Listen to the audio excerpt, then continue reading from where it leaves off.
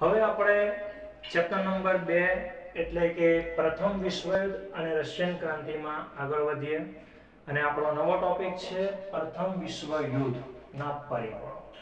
આપણે અગાઉના વિડીયોમાં જોઈ ગયા કે ફ્રાન્સ, જર્મની, ઇટાલી, અમેરિકા જેવા દેશોએ કહેવાય છે કે વિશ્વ રાજકારણમાં સત્તા જમાવવા માટે અને પ્રદેશ મેળવવાની ભૂખ લાલસાના કારણે પોતાના મિત્ર રાષ્ટ્રને પણ તેમણે છોડ્યા નહીં, જેના પરિણામે કહેવાય છે કેટલાક રાષ્ટ્ર ગુલામ બની ગયા, જે સામ્રાજ્યવાદી નીતિમાં આવી ગયા, અને કેટલાક રાષ્ટ્રોએ અન્ય રાષ્ટ્રો ઉપર પોતાનું શાસન ગુજાર્યું।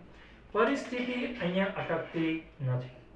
તે સમયમાં સ્પેન સૌથી મજબૂત હતું, પણ આ પરિસ્થિતિની અંદર પ્રથમ વિશ્વયુદ્ધનું જે કારણ, જે પરિબળ આપણે જોવાના છે, એમાં જર્મની સૌથી શક્તિશાળી શાસક તરીકે ઉપસી આવે છે। યાદ રાખજો, બે વિશ્વયુદ્ધ આવે, પ્રથમ વિશ્વયુદ્ધ અને બીજું વિશ્વયુદ્ધ। આ ચેપ્ટરમાં પ્રથમ વિશ્વયુદ્ધ છે એનો સમયગાળો રહેશે 1914 થી લઈને 1918। હવે એવી કઈ પરિસ્થિતિ ઊભી થઈ કે જેના કારણે પ્રથમ વિશ્વયુદ્ધનું સર્જન થયું? તો એવું કહેવામાં આવે છે કે આધુનિક વિશ્વની કેટલીક હૃદયદ્રાવક અને અવિસ્મરણીય ઘટનાઓમાં પ્રથમ વિશ્વયુદ્ધનો સમાવેશ થાય છે। કોઈ એકાદ બે પ્રસંગ હોય ને તો માની લઈએ, પણ એનાથી પણ વધારે અને અનેક કારણોના કારણે અથવા પરિબળોના કારણે આ પ્રથમ વિશ્વયુદ્ધનું સર્જન થયું। કહેવાય છે કે પ્રથમ વિશ્વયુદ્ધનો પ્રારંભ 1 ઓગસ્ટ 1914, બરાબર ધ્યાન આપજો, પ્રથમ વિશ્વયુદ્ધનો પ્રારંભ 1 ઓગસ્ટ 1914 ના રોજ થયો। જર્મનીએ છે ને સેડાનની લડાઈમાં, જે રીતે કે પ્લાસીનું યુદ્ધ હતું એ રીતે કહેવાય છે કે જર્મનીએ સેડાનની લડાઈમાં ફ્રાન્સને પરાજય આપ્યો। જર્મનીએ સેડાનની લડાઈમાં કોને પરાજય આપ્યો? ફ્રાન્સને। અને કહેવાય છે કે તેથી ફ્રાન્સે ફ્રેન્કફર્ટની સંધિ કરવી પડી 1871માં। આ ફ્રેન્કફર્ટની સંધિ અનુસાર કહેવાય છે કે ફ્રાન્સે જર્મનીને યુદ્ધ દંડ પેટે પોતાના સૌથી સમૃદ્ધ એવા પ્રદેશો જે હતા, આલ્સેસ અને લોરેન્સ, એ આપી દેવા પડ્યા, બરાબર છે। કહેવાય છે કે સૌથી સમૃદ્ધ પ્રદેશો આપી દેવાના કારણે ફ્રાન્સની કમર તૂટી ગઈ, અને આ અપમાન ફ્રાન્સ ક્યારેય ભૂલી શકે તેમ હતું નહીં। આમ કહેવાય છે કે ફ્રેન્કફર્ટની સંધિ પ્રથમ વિશ્વયુદ્ધનું મુખ્ય કારણ હતું। આમ કહેવાય છે કે યુદ્ધનો અંત તો થઈ ગયો, પણ તરત જ બીજા યુદ્ધનો પ્રારંભ પણ થઈ જાય છે। આખી રિપીટ કરીએ આપણે, ખ્યાલ આવી ગયો મિત્રો? એટલે આપણે અત્યારે એ વિગત જોઈ કે ભાઈ પ્રથમ વિશ્વયુદ્ધનો પ્રારંભ ક્યારે થાય છે? 1 ઓગસ્ટ 1914 માં થયું। જર્મનીએ સેડાનની લડાઈમાં કોને પરાજય આપ્યો? ફ્રાન્સને। અને ફ્રાન્સ હારી જાય છે એટલે તેને ફ્રેન્કફર્ટની સંધિ કરવી પડે, સમાધાન કરવું પડે છે। આ ફ્રેન્કફર્ટની સંધિ થયેલી 1871માં, અને આ સંધિ અનુસાર ફ્રાન્સે યુદ્ધ દંડ પેટે પોતાના બે સમૃદ્ધ પ્રદેશો આલ્સેસ અને લોરેન્સ જર્મનીને આપી દેવા પડ્યા। ફ્રાન્સ આ અપમાન ક્યારેય ભૂલી શકે તેમ હતું નહીં। આ વળતો પ્રહાર કરવાનું હતું ફ્રાન્સ। આમ કહેવાય છે કે ફ્રેન્કફર્ટની સંધિ જ પ્રથમ વિશ્વયુદ્ધનું મુખ્ય કારણ બન્યું। આમ કહેવાય છે કે એક યુદ્ધનો અંત તો થઈ ગયો, પણ તરત જ બીજા યુદ્ધના બી પણ રોપાઈ ગયા, જેમાં પહેલું પરિબળ છે આર્થિક પરિબળ। અને બરાબર સમજજો શું કહે છે તે। તો કહેવાય છે કે હવે ધ્યાન આપજો, જર્મની થઈ ગયું, હવે બીજો એક સમૃદ્ધ રાષ્ટ્ર ઉપસી આવે છે અહીંયા, ઇંગ્લેન્ડ। જેમાં કાલે આપણે જોઈ ગયેલા કે ભાઈ ઇંગ્લેન્ડ જે છે એ આફ્રિકામાં પણ સંસ્થાનો સ્થાપેલા અને એશિયા ખંડમાં પણ પોતાના સંસ્થાઓ અને સામ્રાજ્યવાદનો વિસ્તાર કરેલો। તો ઇંગ્લેન્ડની અત્યારે વાત કરીએ કે 19મી સદીમાં ઇંગ્લેન્ડે એશિયા તથા આફ્રિકામાં વિશાળ સામ્રાજ્ય સ્થાપ્યું। કોણે? ઇંગ્લેન્ડે। ગઈકાલે જોઈ ગયેલો એક પોઈન્ટ છે કે 19મી સદીમાં ઇંગ્લેન્ડે એશિયા તથા આફ્રિકામાં વિશાળ સામ્રાજ્ય જમાવ્યું હતું। તે પોતાની સંસ્થાનોનો આર્થિક, પોતાની સંસ્થા એટલે જે ખંડોના રાષ્ટ્રમાં જ્યાં ગુલામ બનાવેલા, ત્યાં પોતાનું સામ્રાજ્ય વધારવા માટે ત્યાંની પ્રજા ઉપર શોષણ કરતા। આપણે એનો અનુભવ કરી ચૂક્યા છે 1947ની આઝાદી પહેલા। તો કહેવાય છે કે ઇંગ્લેન્ડ પોતાના સંસ્થાનોનું આર્થિક શોષણ કરીને ધનવાન બન્યું। ભારતના ભોગે ઇંગ્લેન્ડ સમૃદ્ધ બનેલું। ઔદ્યોગિક ક્રાંતિ તથા સંસ્થાનવાદના ઝડપી ફેલાવાને લીધે યુરોપને પુષ્કળ પ્રમાણમાં કાચા માલની જરૂર પડતી, કારણ કે ઔદ્યોગિક ક્રાંતિ ઇંગ્લેન્ડમાં થયેલી અને ઇંગ્લેન્ડમાં આ ઉદ્યોગને વિકસાવવા માટે કાચા માલની બહુ મોટા પ્રમાણમાં જરૂર હતી અને આ કાચો માલ તેમને બે જ સંસ્થાનોમાંથી મળી રહેતા, એક આફ્રિકા અને બીજો ભારતમાંથી. ખ્યાલ આવી ગયો? એટલે કે એશિયા ખંડમાંથી. આમ કહેવાય છે કે 19મી સદીના છેલ્લી 25મીમાં જર્મનીએ એશિયા અને આફ્રિકામાં બજાર મેળવવા હરીફાઈ કરવા માંડ્યા. એટલે આપણા જે સમૃદ્ધ બજારો હતા ને એ મેળવવા માટે એમણે પ્રયાસ શરૂ કર્યા. જર્મનીએ ઇંગ્લેન્ડ તથા ફ્રાન્સની તુલનામાં સસ્તો માલ આપવા માંડ્યા. હવે ધ્યાન આપજો, લડાઈ શરૂ. ઇંગ્લેન્ડ તો વેપાર કરતું જ હતું, હવે જર્મનીએ ફ્રાન્સને હરાવ્યું ને એટલે પોતાને બહુ શક્તિશાળી અને તાકાત સમજવા માંડ્યા અને થાય શું છે, જર્મનીએ ઇંગ્લેન્ડ તથા ફ્રાન્સની તુલનામાં સસ્તો માલ આપવા માંડ્યા. તેણે એશિયા અને આફ્રિકાના ઇંગ્લેન્ડ તથા ફ્રાન્સના બજારો આ રીતે તોડવા માંડ્યા. ફ્રાન્સને તો હરાવીને એની કમર તોડી નાખી. બીજું, ઇંગ્લેન્ડ જે સસ્તી કિંમતે કપડું આપતા હતા એનાથી પણ સસ્તી કિંમતે કોણ કપડું આપવા માંડ્યા? જર્મની. અને વૈશ્વિક બજારમાં ઇંગ્લેન્ડ અને ફ્રાન્સનું બજાર તોડી નાખ્યું એણે. આમ કહેવાય કે પરિણામે એક બાજુ જર્મની તો બીજી બાજુ ઇંગ્લેન્ડ વચ્ચે તીવ્ર આર્થિક સ્પર્ધાઓ શરૂ થઈ ચૂકી હતી. પહેલા પોઈન્ટમાં ખબર પડી ગઈ, ઇંગ્લેન્ડમાં ઔદ્યોગિક ક્રાંતિ થઈ અને ઔદ્યોગિક ક્રાંતિના પરિણામે તેમને કાચા માલની આવશ્યકતા બહુ વધારે પડતી હતી અને આ કાચો માલ મેળવવા માટે સૌથી વધુ અનુકૂળ પ્રદેશ તેમના માટે કયા હતા? આફ્રિકા અને એશિયાના પ્રદેશો હતા. પરંતુ જર્મની એટલે શું કરે છે? ઇંગ્લેન્ડ અને ફ્રાન્સની તુલનામાં સૌથી સસ્તું કાપડ બજારમાં વેચે છે અને ઇંગ્લેન્ડના બજારને તોડી નાખે છે. આમ કહેવાય છે કે જર્મનીએ ઇંગ્લેન્ડ સાથે આર્થિક તીવ્ર સ્પર્ધામાં આવી ચૂકી હતી. એટલે ધ્યાન આપજો, જર્મની જાણી જોઈને હેરાન પરેશાન કરતું હતું. પહેલા ફ્રાન્સને હરાવ્યું, હવે કોને મુશ્કેલીમાં વધારો કર્યો? ઇંગ્લેન્ડની. બરાબર, બે દુશ્મન તો ઉભા કરી નાખ્યા. હવે બીજો પોઈન્ટ આવે છે લશ્કરવાદ. લશ્કરવાદ એટલે શું? હું એક રાષ્ટ્ર, માની લો કે હું એક જર્મની, તમે ફ્રાન્સ છો, અમેરિકા છે, ઇંગ્લેન્ડ છે. બસ સ્વાભાવિક રીતે છે કે ભાઈ કોઈ એક રાષ્ટ્ર બીજાનું દુશ્મન હોય ને તો અન્યનું પણ દુશ્મન ઓટોમેટિક થઈ જ જાય, કારણ કે પેલો એકવાર જીતેલો હોય ને એટલે એનામાં સત્તા લાલસા મેળવવાની પ્રભુત્વતા શું થાય? વધી જતી રહે. તો અહીંયા પણ શું થયું? દરેક રાષ્ટ્રએ જર્મનીના લશ્કર અને આક્રમણ સામે રક્ષા મેળવવા માટે પોતાનું લશ્કરી દળ ઊભું કર્યું, જેના પરિણામે પોતપોતાના લશ્કર ઊભા થયા અને લશ્કર ઊભું થાય એટલે પરિસ્થિતિ શું થાય ખબર છે? એક ઉદાહરણથી સમજાવવાનો પ્રયાસ કરું છું. ભાઈ, હું અને મારો એક મિત્ર, અમે બે જણા લડાઈએ છીએ. હવે કોઈ કારણોસર એની પાસે બંદૂક આવી જાય છે અને હાથ આમ કરી નાખે છે. જો કે એનો મારવાનો કોઈ પ્રયાસ હોતો નથી, છતાં પણ મને ડર લાગે છે કે બંદૂક ઉઠાવી તો મને મારી દેશે. એટલે મારી પાસે પણ નજીકમાં જે પણ કોઈ સાધન હશે એને ઉચકીને હું તરત શું કરા? મારો બચાવવાનો પ્રયાસ કરા. અને અહીંયા પણ એવું જ થયું કે બીજું રાષ્ટ્ર લશ્કરી દળ ઊભું કર્યું એટલે તરત અન્ય રાષ્ટ્રને એકબીજા પ્રત્યે શંકા, કુશંકા અને અવિશ્વાસ અને ડર ઊભો થવા માંડ્યો. અને આ જ કુશંકા, અવિશ્વાસ અને ડરમાંથી ઊભું થાય છે પ્રથમ વિશ્વ યુદ્ધ. તો સેકન્ડ પોઈન્ટ છે, યુરોપના રાષ્ટ્રમાં પ્રાદેશિક વિસ્તાર માટે જે હરીફાઈ થઈ તેના માટે લશ્કરી બળ આવશ્યક અને બહુ મહત્વનું બન્યું. ઇંગ્લેન્ડ, જરાક ધ્યાન આપજો, ઇંગ્લેન્ડ, ફ્રાન્સ, ઓસ્ટ્રિયા, રશિયા વગેરે રાષ્ટ્રોએ આ હારેલા રાષ્ટ્ર હતા, જર્મનીએ હરાવેલા.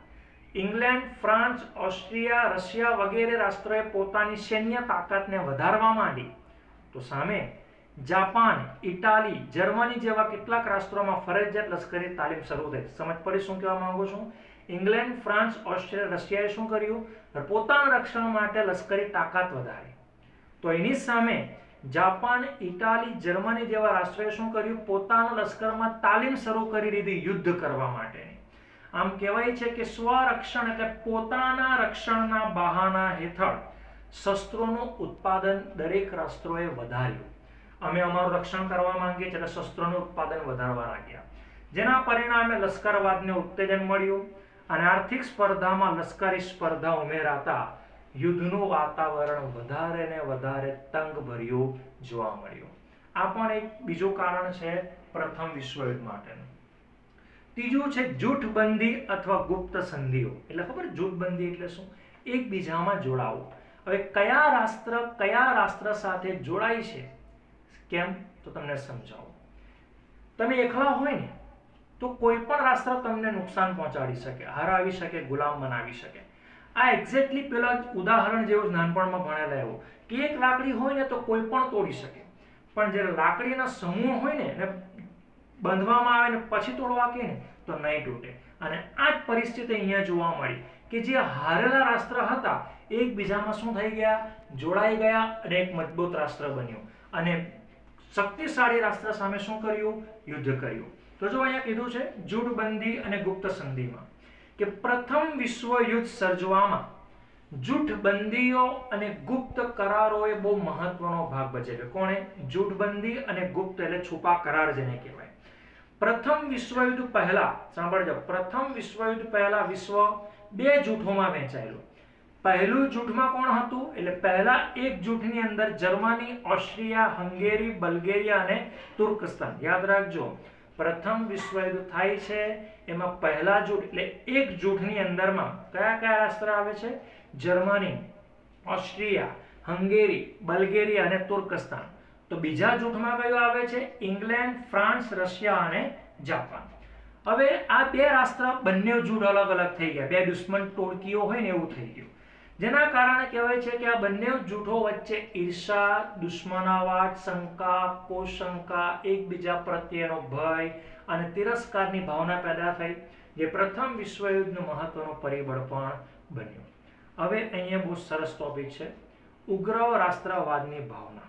ઉગ્ર રાષ્ટ્રવાદ એટલે તમને સમજાવો. ઉગ્ર કોને કહેવાય ખબર? જે ગુસ્સાવાળો વ્યક્તિ હોય ને એને ઉગ્ર કહેવાય. અને જે રાષ્ટ્ર ઉગ્ર હોય એટલે કે બીજા રાષ્ટ્રને ગુલામ બનાવવા માટેની તત્પરતા ધરાવતો હોય એ ઉગ્ર રાષ્ટ્રવાદ કહેવાય. અને તે સમયનો જર્મન સમ્રાટ વિલિયમ કેસર હતો. કોણ હતો? જર્મન સમ્રાટ વિલિયમ કેસર. સૌથી ક્રૂર શાસકોમાંનો એક. અને એના શાસકની અંદરમાં તેને ઘણા બધા રાષ્ટ્રને કહેવાય છે કે તસ્ત વસ્ત અને અસ્ત વ્યસ્ત કરી નાખ્યા. કહેવાય છે કે આગળની કહેવાય છે કે 10 દાયકા સુધી બી ઊભા નહીં થાય ને એટલી ખરાબ સ્થિતિમાં લાવી દીધેલા. બરાબર છે? પણ યાદ રાખજો, પ્રથમ વિશ્વયુદ્ધની અંદરમાં આ જૂથબંધીના કારણે અન્ય રાષ્ટ્રએ જર્મનીને હરાવેલું, જેમાં આ હારની અંદરમાં જર્મન સમ્રાટ વિલિયમ કેસર યુદ્ધ છોડીને ભાગી છૂટેલો. અને પછી બીજા વિશ્વયુદ્ધ શરૂ થાય ત્યાં સુધી કોઈ એવો નેતા નહીં હતો કે જર્મનીને ફરી પાછું શક્તિશાળીને બેઠું કરી શકે. પ્રથમ વિશ્વયુદ્ધમાં જર્મની હારી જાય છે બહુ ખરાબ રીતે. હું તમને સમજાવું કેવી રીતે. બરાબર છે? બીજા વિશ્વયુદ્ધમાં આવે છે આપણો હિટલર. ખ્યાલ આવી ગયો? પણ અત્યારે સૌથી પહેલા જોઈશું ઉગ્ર રાષ્ટ્રવાદની ભાવના શું છે. તો કીધું છે કે બેલ્જિયમ અને ગ્રીસની આ બે રાષ્ટ્ર સ્વતંત્ર હતા, આઝાદ હતા. તો બેલ્જિયમ અને ગ્રીસની સ્વતંત્રતા તેમજ ઇટાલી અને જર્મનીનું એકીકરણ. કયા બે રાષ્ટ્ર ભેગા થાય છે? ઇટાલી અને જર્મનીનું એકીકરણ રાષ્ટ્રવાદના પરિણામો હતા. પરંતુ કહેવાય છે કે ત્યારબાદ યુરોપમાં રાષ્ટ્રવાદની ભાવનાએ, રાષ્ટ્રવાદ એટલે રાષ્ટ્ર પ્રત્યેનો પ્રેમ, આપણે દેશની આઝાદી માટે જે બલિદાન આપેલા, જે લડત લડેલી, એ રાષ્ટ્રવાદ કહેવાય. તો યુરોપમાં રાષ્ટ્રવાદની ભાવનાએ ઉગ્ર અને સંકુચિતતાનું સ્વરૂપ ધારણ કર્યું. યુરોપમાં આર્થિક બાબતે ઈર્ષાઓ ઊભી થઈ, ખેંચતાણો ઊભી થઈ, એકબીજા પ્રત્યે પ્રતિસ્પર્ધા ઊભી થઈ અને સામ્રાજ્યવાદ એટલો બધો વધી ગયો કે એકબીજાના રાષ્ટ્રો પોતાના હિતોને જાળવવા માટે ટકરાવા લાગ્યા, યુદ્ધ કરવા લાગ્યા. યુરોપના અગ્રણી રાષ્ટ્ર એટલે કે મોટા મોટા રાષ્ટ્રએ પોતાના પ્રજાજનોને ઉગ્ર આક્રમક દેશભક્તિના પાઠો ભણાવ્યા. જ્યારે આપણા રાષ્ટ્ર નેતાઓએ આપણા યુવાનોને દેશભક્તિના પાઠો ભણાવેલા રાષ્ટ્રવાદના, એ રીતે આ બધા રાષ્ટ્રોએ પણ દેશની પ્રજાને દેશભક્તિના પાઠો ભણાવ્યા. અને પોતાના દેશ પ્રત્યે પ્રેમ અને અન્ય રાષ્ટ્ર પ્રત્યે ઘૃણા. આપણામાં બી એવું જ છે. ભારત પ્રત્યે કે તો ભારતમાં તો બહુ બધી આપણે લાગણી ઊભી થઈ જાય, પણ જેવો પાકિસ્તાનનું નામ આવે એટલે અલગ અલગ શબ્દોનો પ્રહાર થઈ જતો રહે. ખ્યાલ આવી ગયું? એક ગુસ્સો આવે, બરાબર છે, ઉગ્ર ભાવના પેદા થાય. તો કહેવાય છે કે પોતાના દેશ પ્રત્યે પ્રેમ અને અન્ય રાષ્ટ્ર પ્રત્યે ઘૃણાને પ્રોત્સાહન આપવામાં આવ્યું છે. જો આવ્યું, જર્મન સમ્રાટ કેસર વિલિયમ બીજો ઉગ્રવાદ અને સામ્રાજ્યવાદનો પ્રણેતા હતો. યાદ રાખજો, તમને પૂછાય કે ઉગ્ર રાષ્ટ્રવાદ અને સામ્રાજ્યવાદનો પ્રણેતા કોને ગણવામાં આવે છે? તો જર્મન સમ્રાટ કેસર વિલિયમ બીજો. બરાબર છે. તે મહત્વાકાંક્ષી, બહુ વધારે પડતો ઉત્સાહી હતો. મહત્વાકાંક્ષી એટલે ખબર, જે મળવાનું હોય ને એની વધારે પડતી અપેક્ષા રાખતો હોય, અને વિઝનરી બી કહેવાય. ને આવા લોકો કેવા હોય કે જે વસ્તુને દ્રઢથી ઈચ્છા બનાવી લીધેલી હોય ને એને સિદ્ધ કરવા માટે કટિબદ્ધ થઈ જાય કોઈ પણ સ્થિતિમાં. એટલે કહેવાય છે કે તે વધારે પડતો મહત્વાકાંક્ષી અને કહેવાય છે કે વિશ્વ પ્રભુત્વમાં માનતો હતો. તે પોતાની પ્રચંડ લશ્કરી તાકાતથી પોતાનું ધાર્યું કરાવવા માંગતો.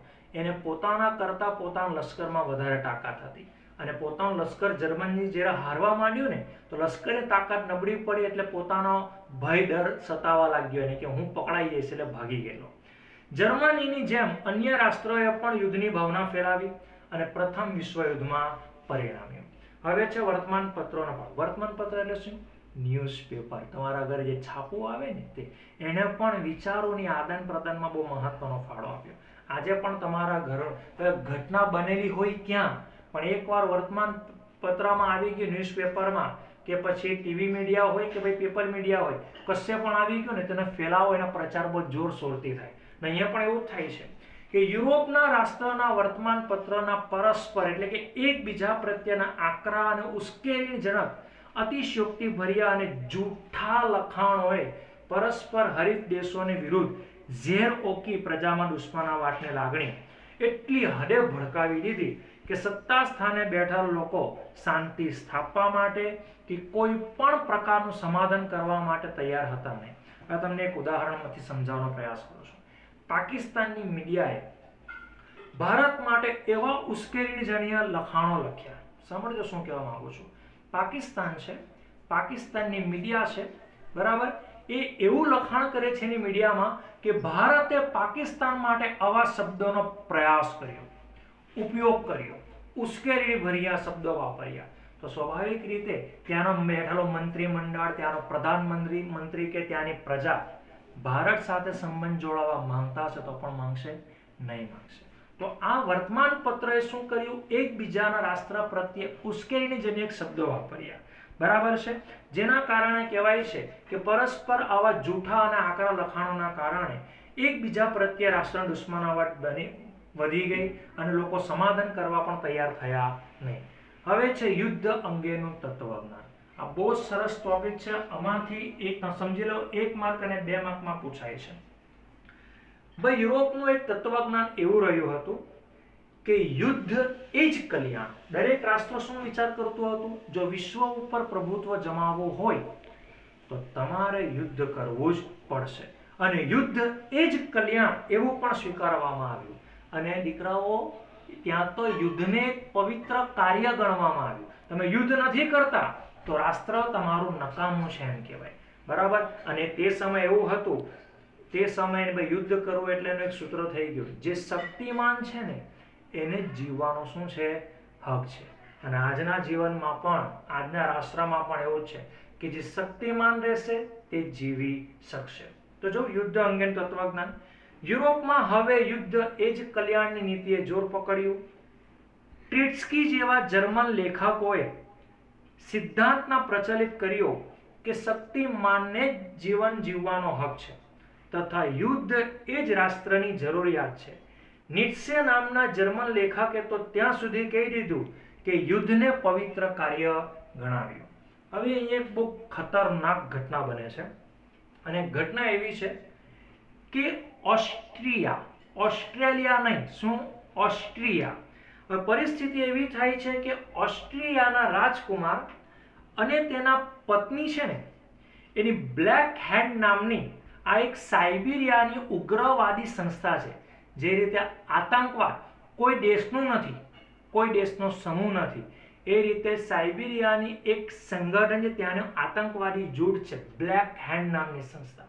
સાંભળજો, થાય શું છે?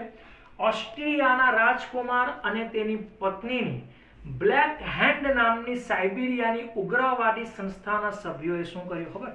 ગોળી મારીને હત્યા કરી દીધી. બરાબર છે. હવે સાઇબિરિયાના રાજકુમાર અને તેની પત્નીની ગોળી મારીને જાહેરમાં હત્યા થઈ એટલે તરત જ કહેવાય છે કે ઓસ્ટ્રેલિયાએ આખી ઘટના પાછળ સાઇબિરિયાના હાથ હોવાનો આક્ષેપ મૂક્યો અને સાઇબિરિયાએ ધ્યાન આપજો ઓસ્ટ્રેલિયાએ સાઇબિરિયાને એલાન કર્યું કે એમના રાજકુમારની હત્યા પાછળના જે પણ કોઈ આરોપી છે એને 48 કલાકની અંદર પકડીને પોતાની સમક્ષ હાજર કરવામાં આવે પણ સાઇબિરિયાને આપેલું એલાનનો શું વિરોધ દર્શાવ્યો ખબર સાઇબિરિયાએ કીધું કે પોતે આ જે ઘટના બની એનાથી અજાણ છે બરાબર અને આ બાબતમાં એમણે એવું પણ કહ્યું કે આ માટે તે કોઈ પણ પ્રકારની જવાબદારી લેવા તૈયાર નથી જેના કારણે કહેવાય છે કે ઓસ્ટ્રેલિયાએ સાઇબિરિયાએ જવાબદારી સ્વીકારી નહીં અને યુદ્ધ કર્યું આખી ઘટના આમ છે ઓસ્ટ્રેલિયાના રાજકુમાર અને તેની પત્નીની બ્લેક હેન્ડ નામની સાઇબિરિયાની ઉગ્રવાદી સંસ્થાએ ગોળી મારીને હત્યા કરી દીધી આ ઘટના પાછળ સાઇબિરિયાનો હાથ હોવાનું ઓસ્ટ્રેલિયાએ આક્ષેપ મૂક્યો અને ઓસ્ટ્રેલિયાએ સાઇબિરિયાને જણાવ્યું કે આ ઘટના માટે જવાબદાર ગુનેગારોને 48 કલાકની અંદર પોતાની સમક્ષ રજૂ કરે પરંતુ સાઇબિરિયાએ તેનો ઇનકાર કરતા કહ્યું કે તે આ ઘટનાથી અજાણ છે બરાબર છે એવું જાણ કર્યું અને કહેવાય છે કે ઓસ્ટ્રેલિયાએ સાઇબિરિયાનું કશું જ નહીં સાંભળતા હવે ચોપાઈ કશો એના હાથ ઊંચા કરી નાખ્યા એટલે ઓસ્ટ્રેલિયાએ સાઇબિરિયાનું કશું સાંભળ્યું નહીં અને તરત જ યુદ્ધ જાહેર કરી નાખ્યું અને આની સાથે જ પ્રથમ વિશ્વયુદ્ધની શરૂઆત થઈ જાય છે એટલે પહેલું જોવા મળે છે ફ્રેન્કફર્ટની સંધિ અને બીજું છે બ્લેક હેન્ડ નામની ઉગ્રવાદી સંસ્થાએ ઓસ્ટ્રેલિયાના રાજકુમાર અને તેની પત્નીને ગોળી મારીને કરેલી હત્યા બરાબર છે તો આ જવાબ તમારો ઇમ્પોર્ટન્ટ રહેશે આ તમારે સારી રીતે કરવાનો પણ રહેશે નવા ટોપિકમાં નવા વિડીયોમાં આપણે મળીશું અને તે હશે પ્રથમ વિશ્વયુદ્ધની ઘટના એટલે આ ઘટનામાં શું થયું કોણ મરેલું કેટલા રૂપિયાનો ખર્ચો થયેલો અને આ જ ટોપિકની અંદર મેં ચેપ્ટરના અંત સુધીમાં જે શક્તિશાળી રાષ્ટ્ર છે જર્મની એને પણ આપણે ધરાશય કરી નાખીશું કોણ ધરાશય કરે છે કેવી રીતે કરે છે આગળના વિડીયો તમે જોતા રહેજો તમને અંદર ખ્યાલ આવશે ઓકે બાય